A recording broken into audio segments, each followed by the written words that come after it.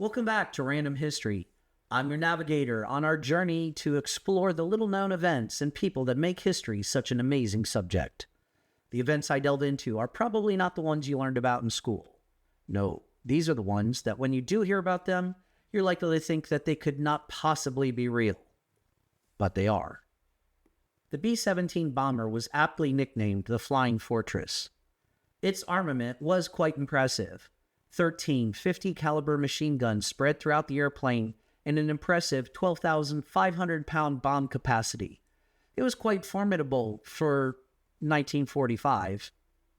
However, the plane had very little protection for its crew. The plane was depressurized because side windows would be removed so the waist guns could be mounted, leaving the crew facing extreme cold at altitude. In addition, there was really no protection whatsoever for the exploding flak or attacking fighters that decimated so many B-17 formations. Of the 10 crewmen on a B-17, one of the most challenging positions was that of the ball turret gunner. Hanging below the plane's fuselage, the ball turret was a 42-inch diameter ball with two 50 caliber machine guns that offered some defense against attacking enemy aircraft. Because of the tight quarters, ball turret gunners could be no more than 5'4" and had to leave their extreme cold weather gear, coat and pants, in the airplane, along with their parachute.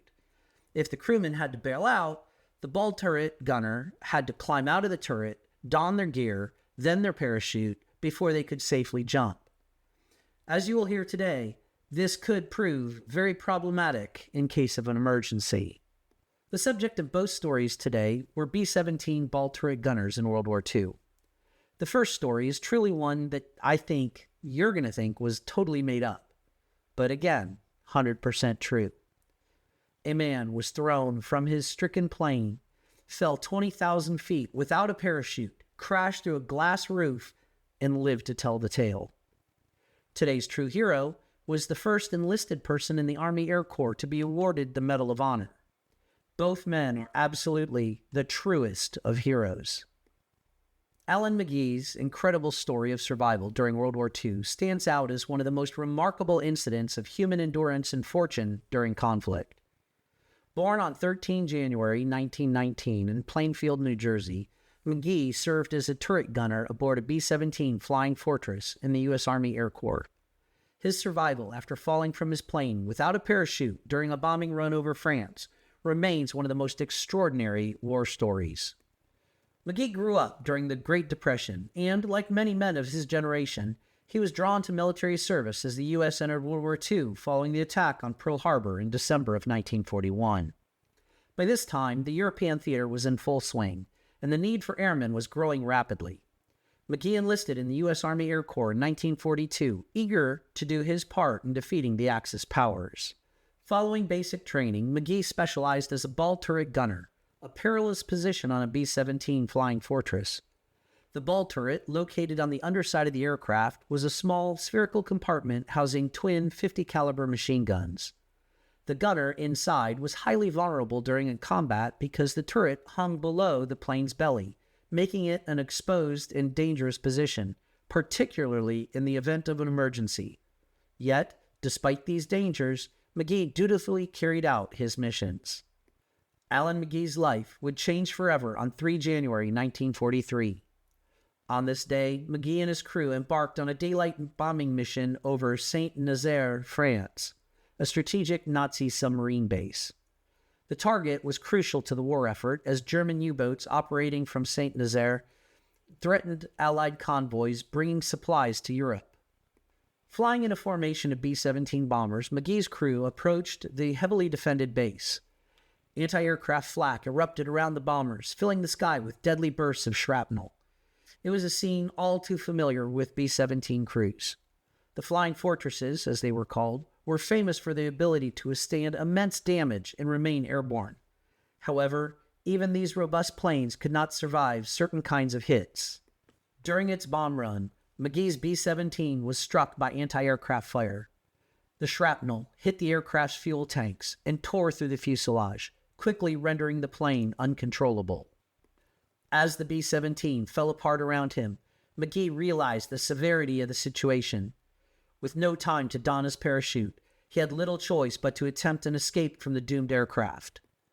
McGee crawled out of the ball turret, but was soon sucked out of the disintegrating airplane at an altitude of about 20,000 feet. At this point, McGee faced what seemed like certain death. Without a parachute, free falling from such an altitude should have meant inevitable fatality. The frigid air whipped past him as he plummeted towards Earth. At this speed, a fall from even a fraction of this height would have been deadly. Yet, McGee's descent took a miraculous turn. As he hurtled towards the ground, McGee lost consciousness due to a combination of the high-altitude fall and the lack of oxygen. His unconscious body continued its terrifying freefall until it struck a train station in the town of Saint-Nazaire. Rather than hitting the hard ground directly, McGee's fall was broken by the station's glass roof. Remarkably, the glass roof gave way upon impact, cushioning the blow and likely saving his life. He crashed through the roof and landed inside the train station, battered and broken, but alive. When German forces arrived to investigate the scene, they were astonished to find McGee alive, though severely injured. The fall had broken nearly all of the bones in his body. He suffered from extensive injuries, including severe trauma to his legs, arms, and he was bleeding from numerous lacerations caused by the shattered glass. Nonetheless, McGee had miraculously survived the impossible. After his miraculous survival, McGee was captured by the Germans and taken as a prisoner of war. Although the Germans were his enemies, the soldiers were reportedly amazed by McGee's survival and ensured that he received medical treatment. The doctors in the German military provided McGee with the necessary care to stabilize his condition, and he'd spend several weeks recovering from his injuries, which included a broken arm, a leg injury, numerous cuts and bruises from the fall. Despite the challenges of being a prisoner of war, McGee's ordeal continued for the remainder of the conflict. He was transferred to Luftstalag III, a POW camp designated for captured airmen. Stalag III would later become famous for the Great Escape of Allied prisoners in 1944, although McGee was not directly involved in the escape attempt. His main focus during captivity was survival and recovery from his extensive injuries. McGee's time in camp was difficult, as it was for many Allied prisoners. Food was scarce, and conditions were harsh, especially during the brutal winters.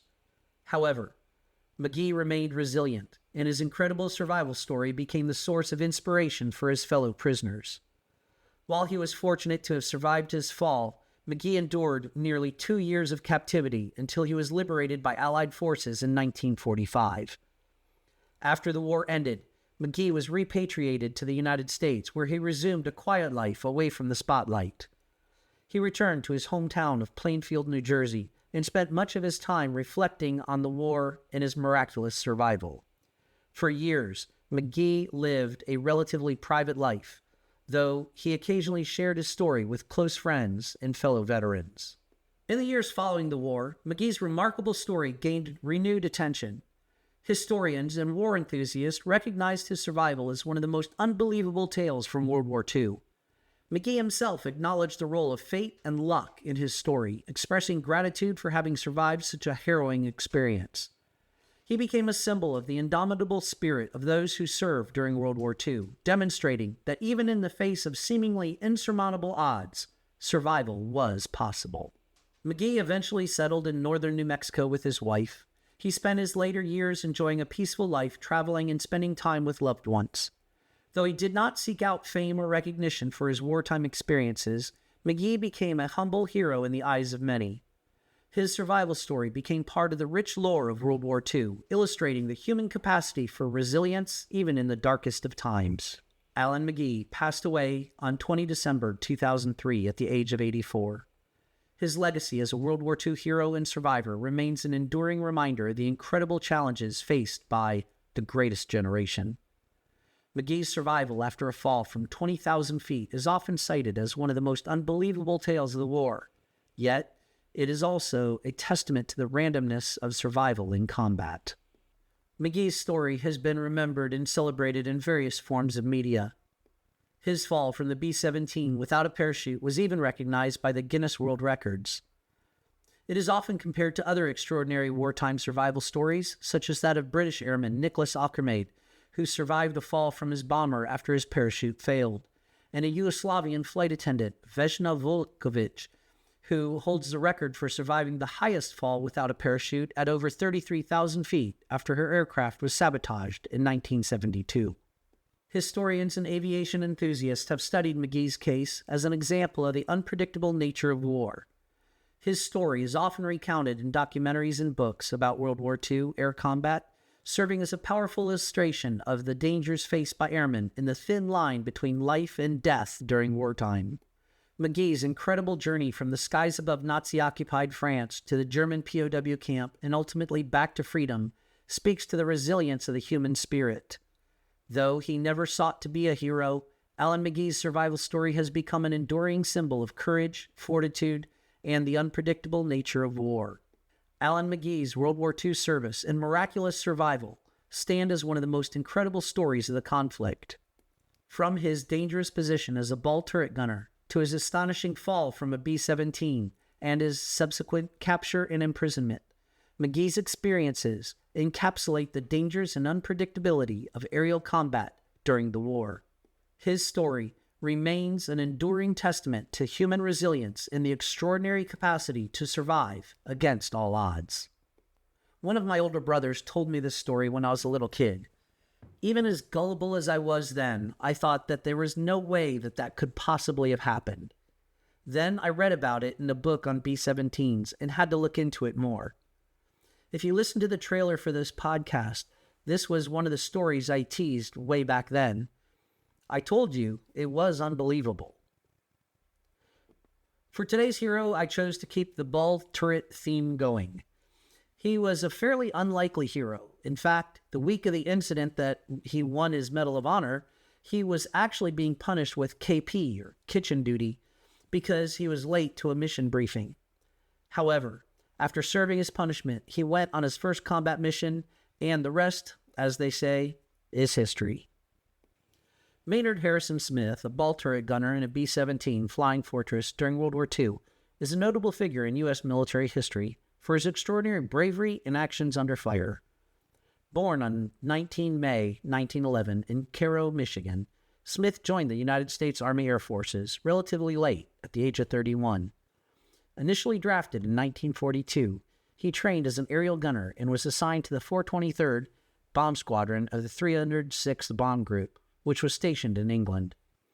Although he had not been in the service for long, Smith's actions during a bombing mission on 1 May 1943 would earn him the prestigious Medal of Honor. On that fateful day, Smith was flying as a ball turret gunner aboard a B-17 during a bombing raid over Nazi-occupied France. The mission, like many others, was fraught with danger as enemy fighters and anti-aircraft artillery, or flak, sought to bring down the bombers. The B-17, known for its robust construction and ability to withstand significant damage, was attacked by German fighters, and it was severely damaged. After releasing their bombs, Smith's plane was hit by enemy fire, which ignited a fire in the fuselage. The situation rapidly deteriorated, and it became clear that the aircraft might not make it back to England. As chaos ensued, the crew faced multiple crises. Some of the crew members were wounded. Others were attempting to fight the fire while trying to control the damaged bomber. Smith, in a position of relative isolation in the ball turret, recognized the seriousness of the situation and took swift action. Without hesitation, he left his ball turret gunner's position to assist his crewmates. He helped to treat the wounded and took up the difficult task of extinguishing the flames, which were spreading rapidly and threatening to detonate the plane's ammunition. Smith, under constant enemy fire, worked tirelessly to keep the fire at bay, using fire extinguishers, his hands, and anything else that would prevent the fire from spreading to critical areas of the aircraft. When the fire extinguishers were all empty, Smith wrapped his hands in cloth and worked to extinguish the flames by hand. He even grabbed burning boxes of .50 caliber ammunition and threw it out of the plane to keep it from going off inside the aircraft. What made Smith's actions particularly remarkable was his tenacity and resolve in the face of extreme peril. As he fought the fire, the B-17 continued to be attacked by the enemy. Despite the aircraft being heavily damaged and still under attack, Smith continued to provide first aid to the wounded and prevent the plane's destruction. His actions were instrumental in saving both the aircraft and the lives of his fellow crew members. The B-17, though heavily damaged, did manage to make it back to its base in England, where Smith's heroism was recognized. For his selfless bravery and extraordinary actions, Maynard Harrison Smith was awarded the Medal of Honor, the highest military decoration awarded by the United States. His story became one of the most celebrated acts of heroism in the U.S. Army Air Forces during the war. Smith's courage exemplified the spirit of perseverance and sacrifice that characterized many of the servicemen who flew in the perilous skies over Europe during World War II. After the war, Smith lived a relatively quiet life, avoiding the spotlight despite his fame. He passed away in 1984 at the age of 72. His legacy endures as a symbol of the bravery and determination that defined U.S. airmen who risked their lives in the skies over Europe. The story of Maynard Harrison Smith, the ball turret gunner who saved his plane and crew, remains an inspiring chapter in the history of aerial warfare. There are so many iconic aircraft that came out of World War II. The P-51 Mustang, one of my favorites. I actually got to fly in one several years ago, and it was absolutely an amazing, amazing thing. The P-40, which is what my dad flew, and of course the B-17. I cannot imagine the amount of damage that these planes could withstand and still bring their crews home safely. It's just unbelievable. But unfortunately, this brings us to the end of another episode. I hope you enjoyed it, and will come back and listen to future episodes.